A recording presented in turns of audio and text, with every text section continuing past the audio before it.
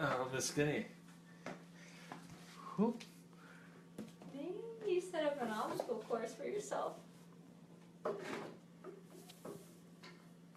Oh, If only you guys could see the struggle that just happened right now.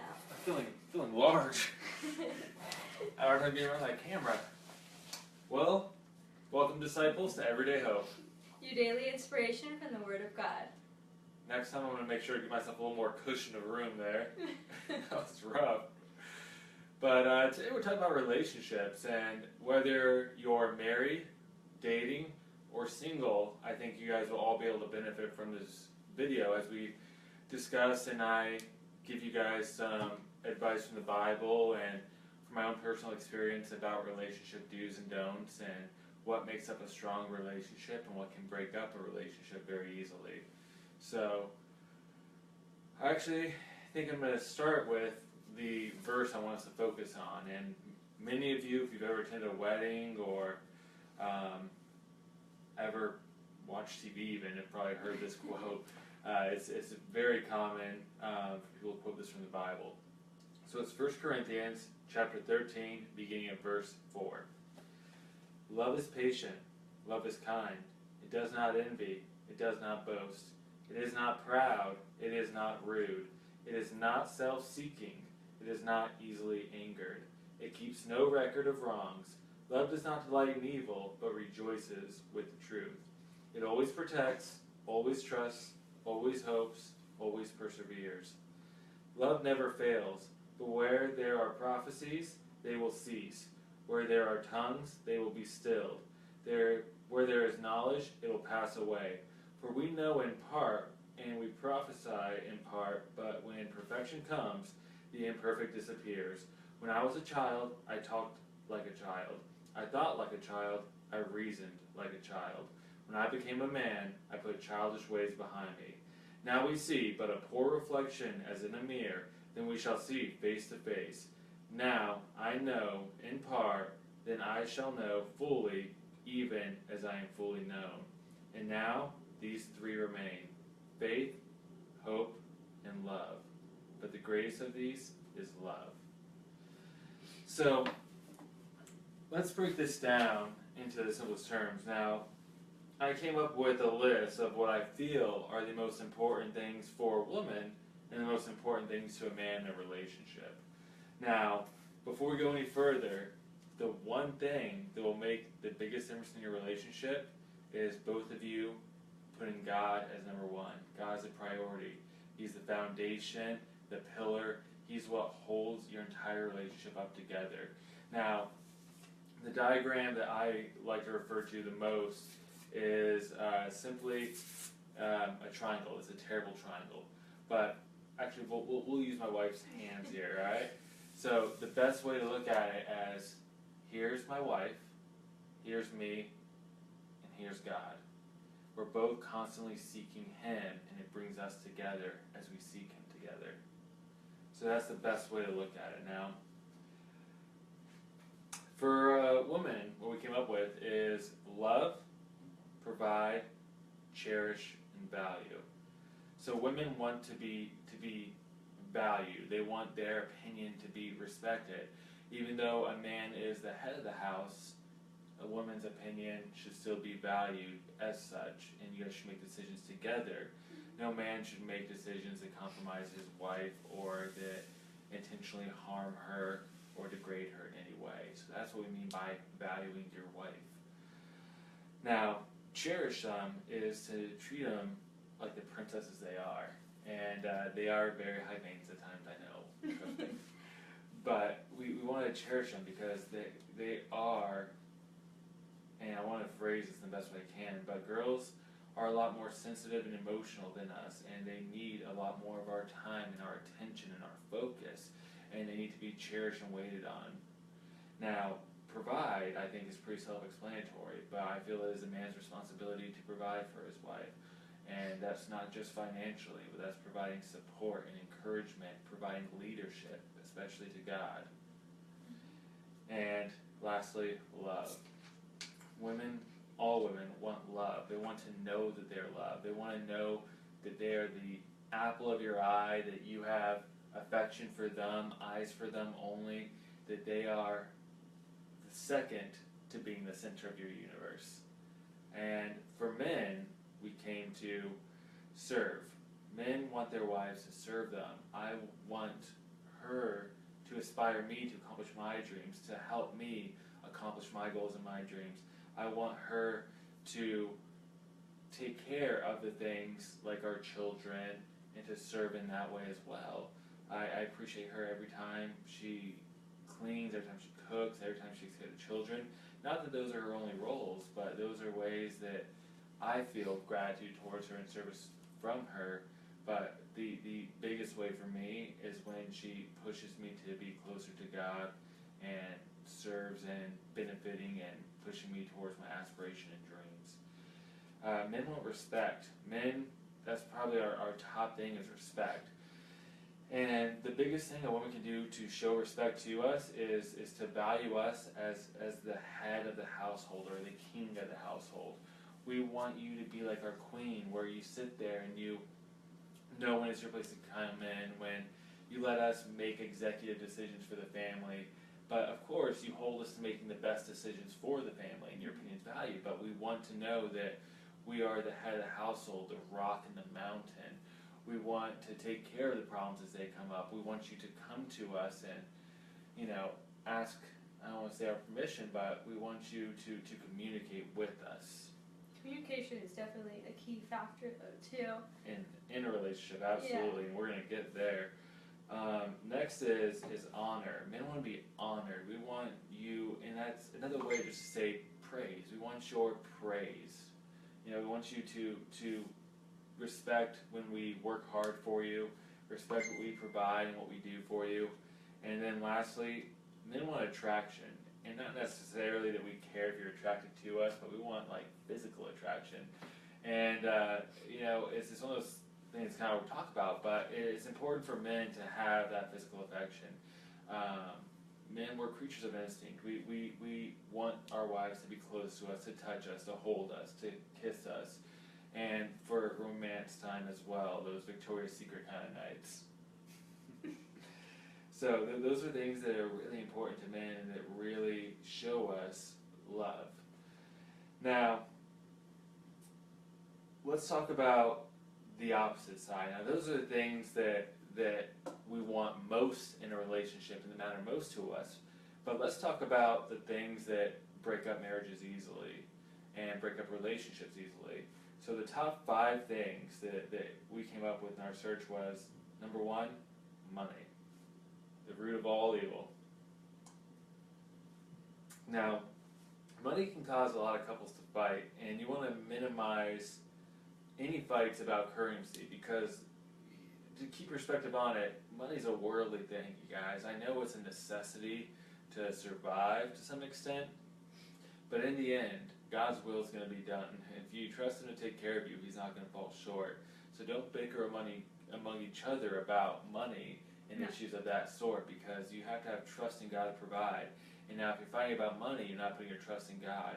And then we're at the root of the problem is that your relationship with God isn't fitting that mold of the triangle. Next is sex. Sex breaks up marriage, and whether it's a cheating situation, or it's an emotional cheating relationship, or it's feeling like you're not getting the attention you want from the other person. And it's important to keep that romance alive. Now, I know life gets busy, but you need to prioritize that relationship and that physical relationship with each other. You should never lose eyes for each other.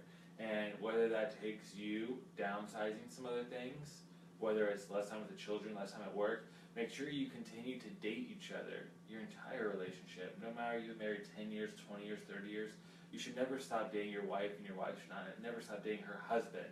It's so important that you keep that spark and that fire alive, and you spend that quality time together and that intimate time together. And don't be afraid to put some time and effort into it, whether it's buying a bouquet of flowers. My wife has 2 over there. Or it's taking a bath or shower together. Whatever you have to do to get the romance alive, whether it's lighting candles. Don't be afraid to take those extra steps in your relationship.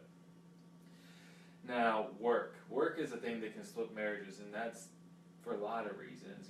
Just looking at the facts I have here, it can be constant moving or constantly being away. A lot of people don't like to be uprooted and move, and that can cause relationships to split. It can be too much time at work, or taking out to be the priority of your life. So that could be men or women, especially today. Most couples I know, both the man and the woman both work. And if you spend too much time focused on work, then you lose focus of each other and lose focus on God. Now, don't get me wrong, hard work is important. It's what we're meant to do. God talks about when you're working, work as if you're working for Him. So we should work hard at what we do. But there is a line, there is a work-to-life balance. And when work starts taking up your relationship time and your time with God, that's where it's crossed the line. So you need to make sure that you're giving God the first of your time, even before work, and your relationship comes number 2, and then work comes 3, if not 4 after family and children. So you need to make sure you keep work there. And then when you come home from work, don't take work home with you. Nobody likes it when the stress of work overflows into their lives. And I know none of us are perfect. She knows I'm not perfect. And she knows that I have let work overflow into our personal lives, and it's caused stress. And I don't want to say fights, but we've had some stern talking to with each other where she's like, you're coming home in a bad mood. I can tell work's going bad, and you're bringing it home with you. And I'm like, work's been hard, but I just need a break. And it's easy to find compromise and say, okay, well, when you get home from work, I'll make sure that the kids are taken care of, and you can have 15 minutes to unwind, but then come spend some time with us. The key thing is to talk about it and bring it up. So, if he comes home in a bad mood, I don't let it bottle up and irritate me for weeks or days on end. We talk about it right away, and so we can figure out the problem to make everything easier and better for everyone. Exactly. Now, next is children. What? That could be a conflict? That can be a conflict in marriages. And one of the biggest breakup reasons for children that comes under that, and what put it on the list, is that married couples or people who are in relationships, because there are people who have kids who are in relationships, and we're not here to judge anybody, but they don't know what to do once the children start to grow up, because they put all their focus into their relationship with the kids and not into each other. So then the children are grown and out of the house, or the children are starting to do their own thing, and they realize that they don't have feelings for each other because they were never dating each other. They were never working on this. They were too busy focused on the children. And there are a lot of couples I know out there where, they have a lot of kids, which is great. We have a big family too. But it's Monday's gymnastic, Tuesday soccer, Wednesday parent-teacher meeting at the school, and Thursday is this kid's practice, Friday is this kid's practice, and they're always on the move, go, go, go, and want to give their kids everything, which is great. I understand that you want to do the best for your kids, but don't let that sacrifice time with each other, time with God. And it just comes back to that same circle where if you're putting the children higher than they should be on what comes closest to your heart and where your love goes, then that's going to damage the other areas of your relationship. God laid out a plan for us and told us the way it needed to be. And that was Him, number 1, our spouses, number 2, and number 3, our family, including the children. So that's where they need to fall. So make sure that you don't let the children take away from time with each other. I know it's hard with newborns. Trust me, we have 5 kids. We know exactly how hard and how busy it is. But you still can make the time for each other. It's not easy, but it's doable. There's times where me and her have game nights just together, and she has a baby in one arm, and I'm constantly trying to get the other one to bed, and maybe that game takes twice as long. We make sure that we get that time together. We have a set every other Sunday pizza night. Yep, pizza and game night. Doesn't matter if we have a sitter or not, we'll order pizza, and we make a little date out of it, whether we have the kids at home or not. And then the Fridays, on the opposite side of that, we have a family movie night where we all eat together and watch a movie together. So, it goes both ways. We make sure that we dedicate the appropriate time to each. And last, believe it or not, is chores. Chores break up marriage. You have a sloppy husband or wife, or they stop caring. And they classified this in it as well. And that's, with chores, it's all about taking care of the house, but also taking care of yourself, you know?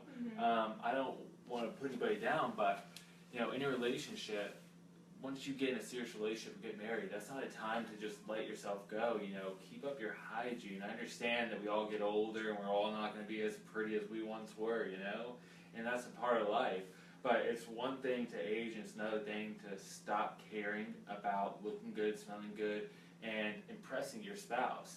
And don't get me wrong, I'm not talking about outward appearances. I'm talking about caring enough to want to woo the other person. You know, I doubt she wants to kiss me after I just had an onion hot dog, or if I just woke up in the morning, I decided I'm not going to brush my teeth that day. I mean, she's probably not going to want me talking this close to her. So it's about those little things, but also with that, chores. Husbands, don't think chores around the house is just a wife duty. Now, Alyssa only works, she works part-time, and so most of the chores are taken care of by her, but she also goes to school and she has the kids, and I know that some weeks are harder than others for her. I chip in. If I see the dishes piling up, I'll do the dishes.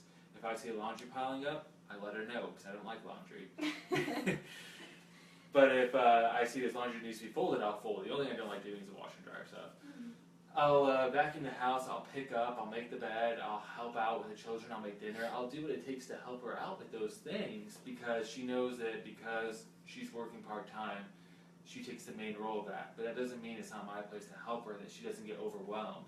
And just likewise, there's sometimes I can't help because I'm overwhelmed at work, and she understands that, and she takes control. So don't let the chores be a one-sided thing. Don't be sloppy, and don't expect the other person to clean up after you.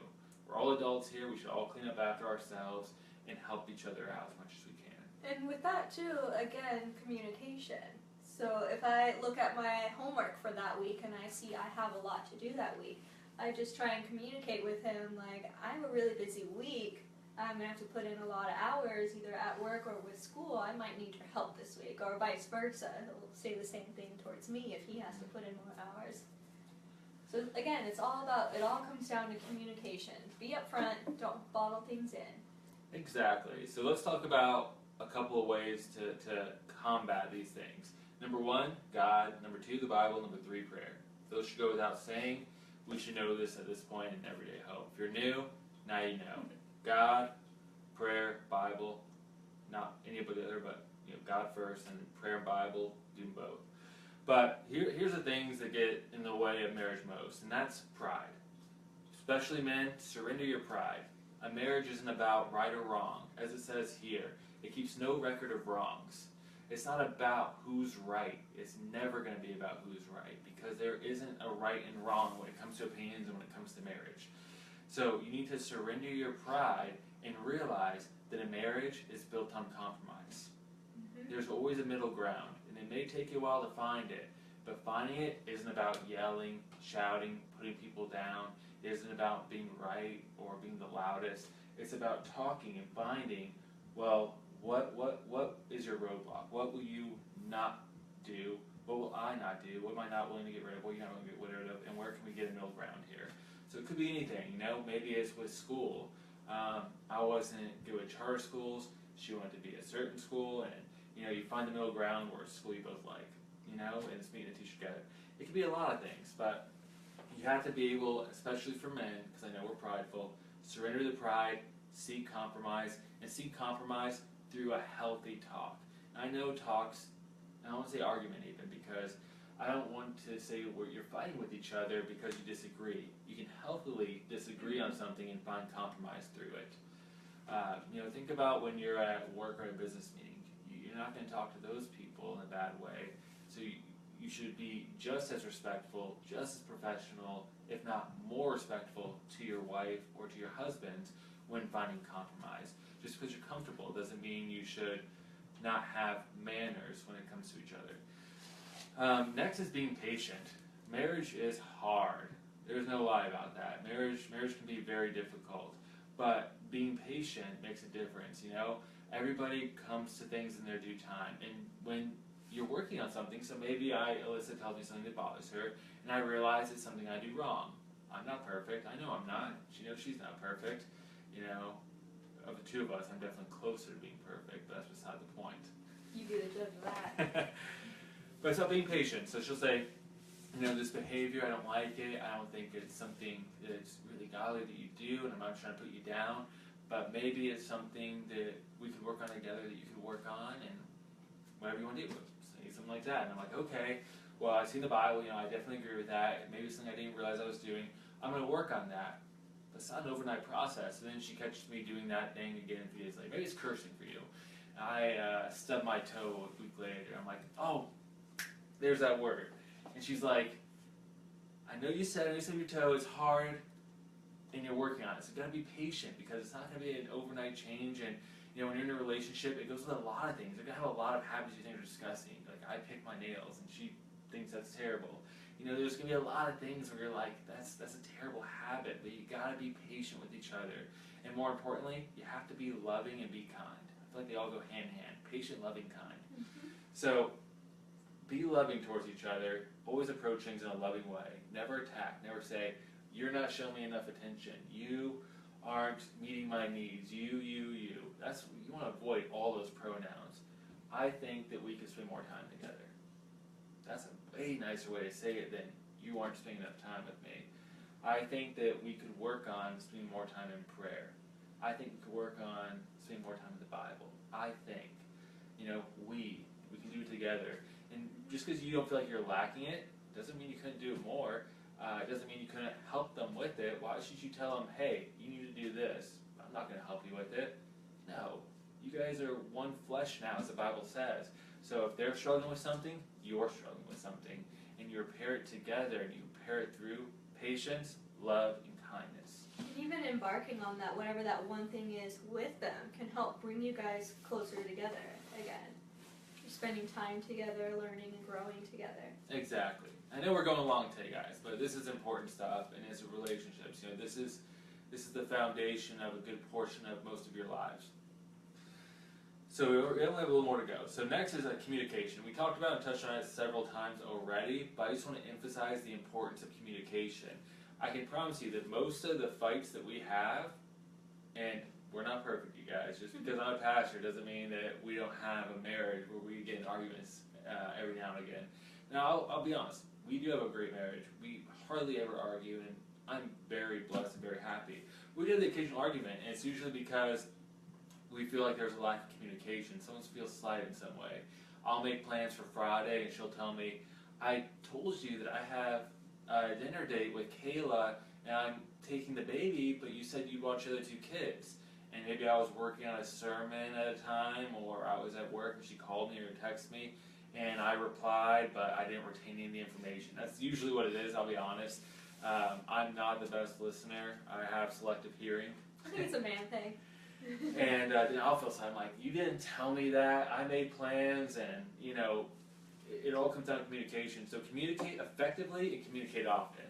Every day you guys should spend time talking about your days, talking about plans that are being made. Don't ever let it be a situation where I know a lot of couples where they both have their own lives. You have your friends, I have my friends. You get to go out every Friday and Saturday. I get to go out the other Fridays and Saturdays. And don't have a marriage like that where you just don't even talk about it anymore. Communicate plans, friendships, problems. Communicate about everything. Communicate about simple things, about how the kids are doing in school, or how work's going for each other, or how you're feeling in your walk with God, how you're feeling about your aspirations, about your job. Communicate effectively so that you constantly know where each other stands in life and about little things like plans or anything of that nature. Yeah, recently I saw an old friend, and we got to talking, and I just asked where her significant other was, and she was like, I don't even know. And as we talked further, I found out they only call each other once or twice a day, and that was crazy to me because we called each other once or twice an hour, which is probably excessive. But we're constantly we know we know what each other are doing at all times. So if he is at work or if he runs to the store after, I'm not always, but for the most part, I know what he's doing and he knows what I'm doing. And it's hard to think of all the examples out of my head, but another one would be for communication, one that was a fight at one point in our relationship is, if you're running late somewhere, communicate that to your spouse. And it's not that I would care if she was running late. It's more of a worry thing too, you know, like, Right. we're all those, have that worst case scenario, like they're home, it's an hour past when they thought they'd be home, and you're like, they crashed and died, I just know it. They crashed and they died, and their phone's laying in the street. He's I gotta constantly go out, thinking I'm I in gotta a car go out crash. and look for him. You haven't seen her drive. I've never been in an accident. I remember my car being damaged on one side. Huh? Just because it wasn't a fast accident doesn't mean it wasn't an accident. You accidentally scraped the side of my car. Pulling into the garage. I scraped the side of the garage and Was it it on hit purpose? another Was it car. on purpose? No. It was what? On accident. That's right. Alright, next you guys, be slow to anger, and even in your anger. Yeah, Anger- being slow to anger. When I crashed his car into the side of the I garage, was slow to anger that you were day. slow to anger. I was. I'm I so said, afraid. she was really upset. She was already in tears. She's like, I'm so sorry. I said, babe, I'm glad. You're okay. You're more important than the car. It'll get fixed. Mm-hmm.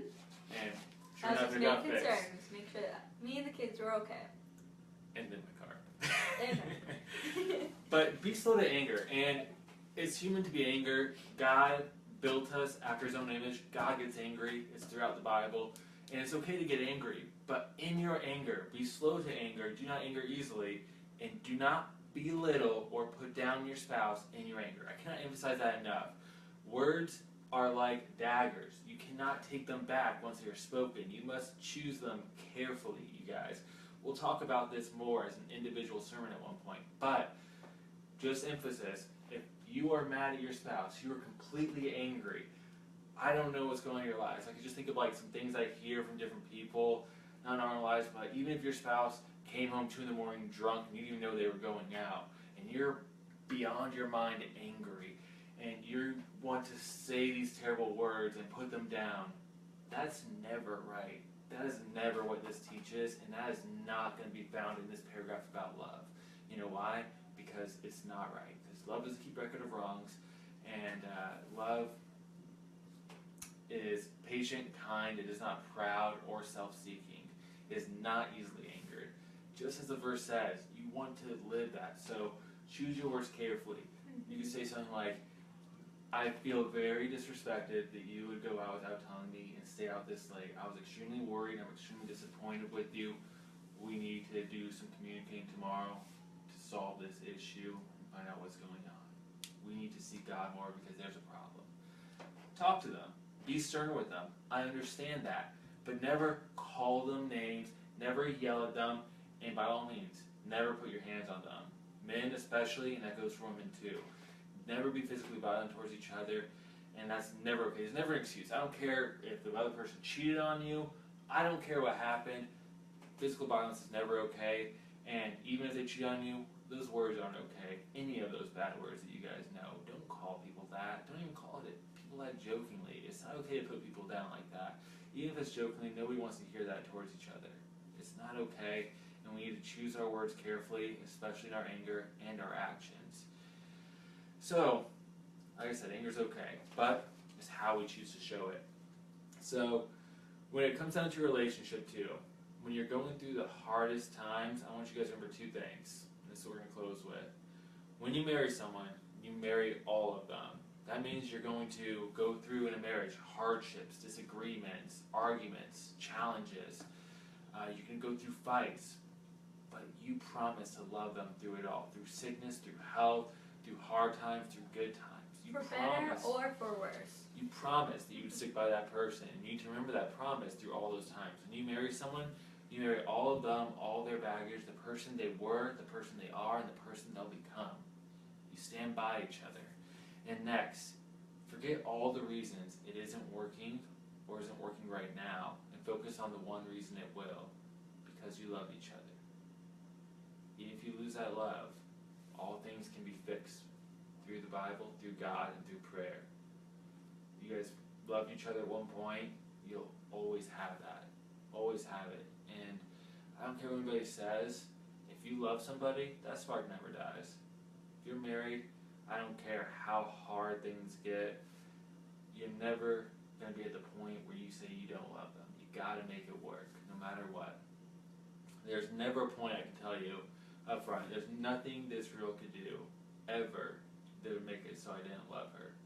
Ever. I may feel slight, I may feel hurt. She could probably do a lot of things to break my heart, but it would never change me loving her. I want you guys to focus on that reason in your relationship. Forget everything that's hindering you right now and focus on why it's going to work. Because you love each other. Because you have God with you. So I hope this helps some of you guys out. And we'll talk relationships. I want to try to do it at least a couple times a month. So look for that. I'll always put relationship in the post so you guys can look into those as sermons that can hopefully help benefit your marriage, and just some Christian and some wisdom from God's Word about how we get through a marriage. Because it is hard. Especially hard for the men. I'm kidding. But you guys, please like, share, comment. You guys watching and your support and your comments, it mean the world to us. And I do have some prayer requests I want to talk about. So, do you want to talk about one? I'll talk about the other? I just want to. Okay. So Lisa Ann Brown's health while in hospital. So I know that she's going through a surgery and there's a major trauma there, and this is a time-sensitive matter. So please, when you read this, keep this person in your prayers tonight, you guys. They're here at a hospital in Arizona, and we just need to make sure that we are praying for them, praying for their health, praying for God's will to be done, praying for the family's strength, and that they keep God in their prayers, in their minds, as they're going through this hardship, and lean on Him. He recovers or not. That's hard to say. I'm going to teach it all the time, because in the end, it's not up to us. God gives life and God takes life. But we're going to pray that this family gets through this hardship. We're going to pray for her health. And we are going to pray, most of all, that God's will is done in that family. So, guys, today's Disciples on YouTube. Subscribe. And as always, never lose hope. You don't know what tomorrow may bring. See you guys tomorrow.